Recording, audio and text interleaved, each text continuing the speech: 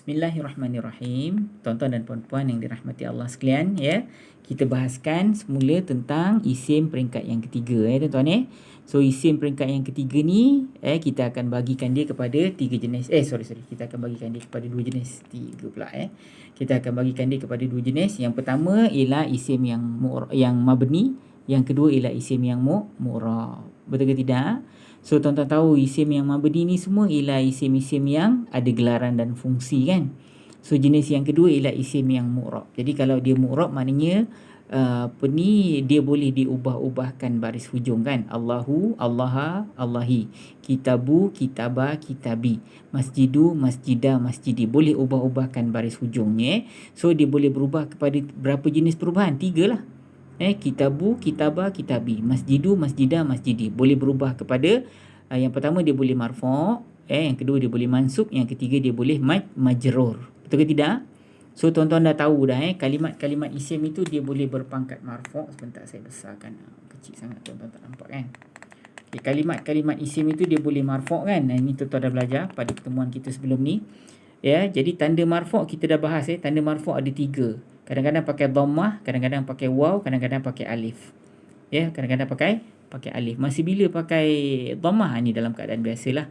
Ini kita dah belajar daripada awal. Nak tunjukkan dia marfu', letaklah dhammah dekat ujung. Kitabu, al-kitabu, al-masjidu. Letaklah baris depan dekat ujung. Tanda yang kedua, kalimat itu sedang berpangkat marfu' ialah waw. Masa bila pakai waw? Masa jamak muzakkar salim dan masa isim 5. Nanti saya bantu tuan-tuan buka balik tuan-tuan punya diagram sebelum ni yang pernah tuan-tuan bahas Kalau tuan-tuan buka diagram nombor 4 tuan-tuan diagram nombor 4 tuan tengok nombor 4 kan. Diagram nombor 4 saya jelaskan tuan-tuan, tajuk dia ialah isim dan jenis-jenisnya. Isim biasa tuan-tuan Isim biasa dan jenis-jenis dia. Ingat tak? Isim biasa dan jenis-jenis dia. Dia ada 4 jenis lah. Yang pertama, ini selain daripada keadaan biasa tuan-tuan jumpa. Kadang-kadang isim tu isim biasa tapi isim jamak muzakkar salim. Kadang-kadang dia isim biasa tapi isim jamak muannas salim. Macam mana kalau dia marfu', mansub, majrur, macam mana tanda dia? Kadang-kadang dia tu isim biasa tapi dia musanna. Dan kadang-kadang dia tu isim biasa tapi isim biasa yang termasuk dalam kelompok isim 5. Jadi kita sebut tadi, isim itu marfu', yang pertama pakai dhammah. Tanda yang kedua, isim itu marfu'. Tapi dia isim marfu' tapi dia jamak muannas salim. Jamak muzakkar salim. Jadi kalau dia jamak muzakkar salim, apa tanda marfu' dia? Pakai waw, ustaz. Una, apa ni? Semasa marfu' pakai una, pakai waw. Lagi masa bila Allah akan pakai waw? Semasa dia termasuk dalam kelompok isim 5. Nampak ni? Isim 5 marfu' pakai waw. Ingat tak? Abu, akhu, hamu, fu dengan zu. Nampak? So kalau di marfu' pakai waw. Macam tu Okey. Sekarang ni tanda yang ketiga ialah alif. Masa bila Allah akan pakai alif? Masa isim tu isim biasa tapi dia musanna. Yang ni jarang jumpa dalam Al-Quran tuan-tuan Jadi pakai ani dekat ujung. Kitabani, masjidani pakai ani. Jangan pakai aini, pakai ani. Aini ni kita akan belajar hari ni masih dimansub. Okey tuan-tuan fokus pada pembelajaran kita hari ni tuan-tuan. Tapi sebelum tu saya nak tunjuk dekat tuan-tuan juga apa penyebab isim dapat pangkat marfu'. Ada 6 sebab. Tuan-tuan boleh tengok semula. Ni saya ulang balik tuan-tuan tahu. Isim-isim ni tanda-tanda marfu' kita dah bahas baru sekejap tadi. Penyebab marfu' ada 6. Yang pertama semasa di subjek. Mubtada' subjek ataupun mubtada'. Nanti tuan-tuan akan tahu kenapa saya tak guna perkataan mubtada' tu hari ni, nanti saya jelaskan Yang kedua ialah kalimat itu kalau dia khabar, subjek dan khabar dua-dua dapat pangkat marfu'. Penyebab marfu' ni yang kedua ialah kalau kalimat itu merupakan khabar. Yang ketiga subjek kepada kana. Kana Allahu aliman. Allahu hu. Sebab subjek kana Kemudian khabar inna. Khabar inna ni khabar kepada inna lah. Innallaha alimun. Alimun tu khabar kepada inna. Kemudian pelaku. Pelaku ni kalau disebut dekat dalam rangkap tu, maka si pelaku tu baris ujung dia kena baris depan. Aliyu dia berlari. Dia siapa? Dia tu Ali. Aliyu dia melihat. Jadi Ali yang buat kerja melihat kan. So dia pelaku ataupun fa'il. Ataupun yang jenis yang keenam, penyebab yang keenam ialah kalau di timbalan pelaku. Timbalan pelaku ni hanya timbul kalau ada kalimat fi'il yang ada dia dilihat, dia dipukul, dia dikejar. Jadi dia tu bukan buat kerja kejar orang, bukan buat kerja lihat orang tu. Dia dilihat oleh orang lain kan. Jadi bila ada di tu, kalimat fi'il yang ada di tu, itu barulah akan timbul perkataan timbalan pelaku ataupun naib fa'il. Aliyu, dia dilihat. Tuan-tuan tengok beza. Tak ada beza pun. Ali dia melihat. Aliyu dia melihat. Aliyu dia dilihat. Jadi kalau dia pelaku ke timbalan pelaku, dua-dua kena dapat pangkat marfu'. Okey, baik tuan-tuan. Hari ni cuba tuan-tuan fokus kepada mansub. Okey, tanda mansub Okey, isim biasa. Kita akan bahaskan tentang tanda mansub. Yang kedua ialah tentang penyebab kalimat itu dapat pangkat mansub. Nanti saya besarkan tuan-tuan ni. Okey, sekarang ni kotak yang kedua, mansub. Okey, tanda mansub yang paling popular ialah fathah lah. Yang ni tak payah bahas lah. Masjidah, kitabah, al-kitabah, al-masjidah, Allah. Tu tak payah bahas lah, tuan-tuan tahu. Tanda mansub yang pertama ialah fathah. Yang tu paling popular. Tengok tanda mansub Nanti saya ataskan sikit supaya tuan-tuan tak lari daripada pembelajaran kita ni. Okey, tanda mansub yang pertama ialah fathah. Okey, apa tanda mansub yang kedua? Tanda mansub yang kedua ialah ya. Dia ada berapa semua tanda mansub? Ada 4. Yang pertama fathah, yang kedua ya, yang ketiga kasrah, yang keempat alif. Okey, tanda mansub yang kedua ialah ya. Ya, masa bila Allah akan pakai ya nak tunjuk kalimat itu mansub? Semasa kalimat itu jamak muzakkar salim. Muslimina, kafirina, ina dekat ujung. Mukminina, jangan baca mukminuna, salah. Itu dia marfu'. Masa dia mansub kena baca mukminina, kafirina, saimina. Itu Allah akan pakai ya, ina dekat ujung. Baik, masa bila lagi Allah akan pakai ya? Semasa kalimat itu musanna. Musanna ni dual ataupun double kan.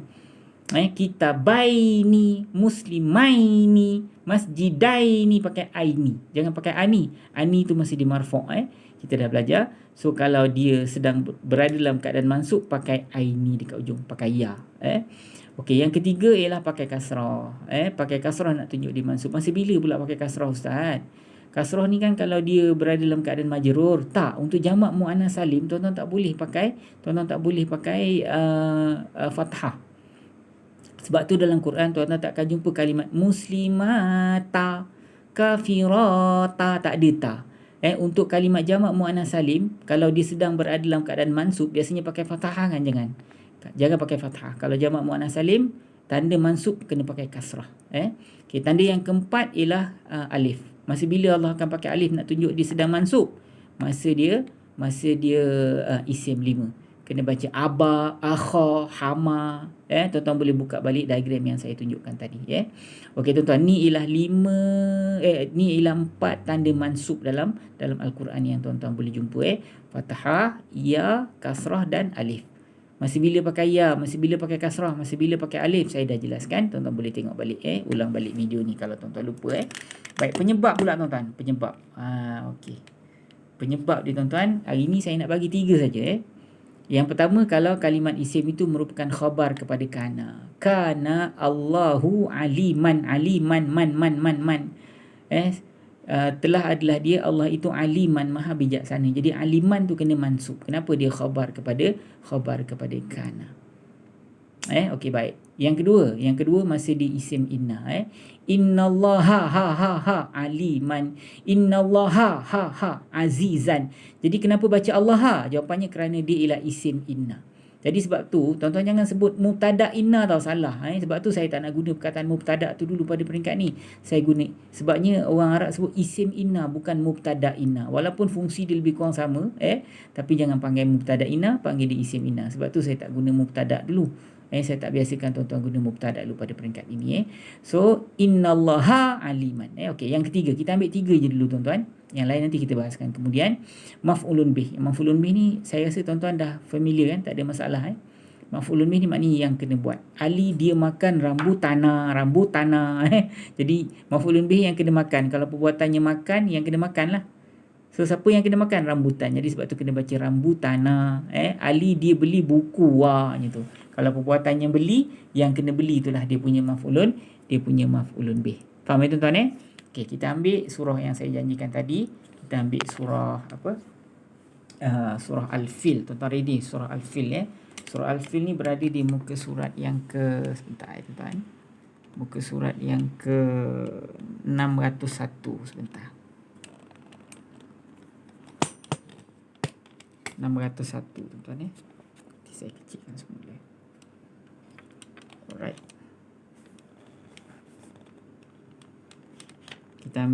Kita ambil ayat yang kedua tuan-tuan ya. Kita ambil ayat yang kedua. Sebentar. Okey, ayat yang kedua bunyi dia macam ni. A'udzubillahi minasyaitonirrajim. Alam yaj'al kaidahum fi tadlil. Alam yaj'al kaidahum fi tadlil. Okey. Alam yaj'al kaidahum fi tadlil maksudnya adakah tidak dia ataupun dia tu Tuhan kau adakah tidak Tuhan kau menjadikan perancangan mereka, tipu daya mereka fi tadlil dalam sia-sia, dalam keadaan yang sia-sia. Alam yaj'al kaidahum fi tadlil. Adakah tidak ataupun tidakkah engkau melihat ataupun adakah tidak dia menjadikan tipu daya mereka dalam keadaan sia-sia. Siapa dia tuan-tuan? Ni Ashabul Fil. Kalau tuan-tuan tengok daripada awal ayat ni Allah sebut alam tara kaifa fa'ala rabbuka bi ashabil fil. Adakah tidak engkau perhatikan wahai Muhammad apa yang telah Tuhan engkau lakukan terhadap tentera bergajah? Tentera bergajah adakah tidak dia menjadikan tipu daya mereka itu dalam keadaan sia-sia? Itu maksud dia. Okey, alam adakah ni ialah kalimat haraf tanya haraf istifham, haraf tanya. Lam tidak pernah, ni ialah kalimat haraf, ini ialah haraf nafi. Yaj'al maknanya dia jadikan dijadikan, ni ialah kalimat fa'il mudhari'. So ganti nama diri dia rujuk pada siapa tuan-tuan? Dia rujuk pada Allah. Okey, ada tak maf'ulun bih? Jawapannya ada maf'ulun bih. Maf'ulun bihnya ialah kaidah ni, kaidahum ni. Dia jadikan apa? Jadikan perancangan mereka sia-sia. So kaidah ni ialah kalimat isim, dia ni ialah isim biasa. Dia berpangkat mansub kan? Tanda mansub di fathah. Betul ke tidak? Tanda mansub dia ialah fathah. Okey, apa penyebab? Cuba tuan tengok. Apa penyebab kaidah ni dapat pangkat mansub? Tanda mansub di fathah. Dia ada kena-mengena dengan yaj'al kan? Dia jadikan kaidahum, perancangan jahat ataupun tipu daya mereka dalam keadaan sia-sia. So kaidah ni ialah maf'ulun bih. Ingat tak kita belajar tadi? Dia ialah maf'ulun bih yang kena buat. Dia kena apa? Dia kena jadi. Dia kena jadi. Dia jadikan, Allah jadikan tipu daya mereka sia-sia. So tipu daya ni dapat pangkat mansub kerana dia maf'ulun bih. Ini mudhafun ilaih tuan-tuan. Hum ni rujuk kepada tentera bergajah itulah. Okey, kemudian fi tadlil, fi dalam, inilah kalimat haraf jar. Tadlil ni ialah isim biasa.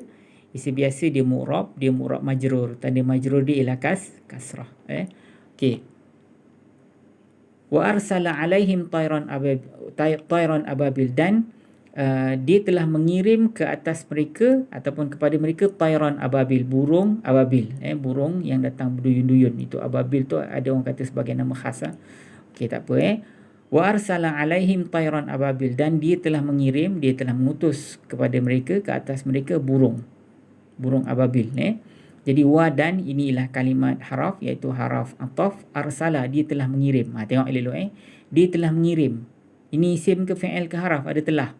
Inilah kalimat fi'il. Fi'il apa tuan-tuan? Ada telah. Fi'il madhi. Ganti nama diri dekat dalam ni apa tuan-tuan? Dia. Okey, cuba tengok elok. Dia ni rujuk pada siapa? Dia telah mengirim ke atas mereka burung ababil. Dia rujuk kepada Allah Azza wa Jalla lah. Allah yang telah mengirimkan burung ababil. Betul ke tidak tuan-tuan? Untuk menjaga Kaabah kan? Okay, ada tak maf'ulun bih? Ada tak yang dikirim oleh Allah dekat dalam konteks rangkap ni? Apa yang dikirim oleh Allah? Itu saya nak jadikan kuis kita hari ni. Nanti tuan-tuan jawab. Okay, alaihim, ala atas, ni haraf jar. Him mereka. Ini ialah isim. Dia isim dhamir. Mereka ni rujuk kepada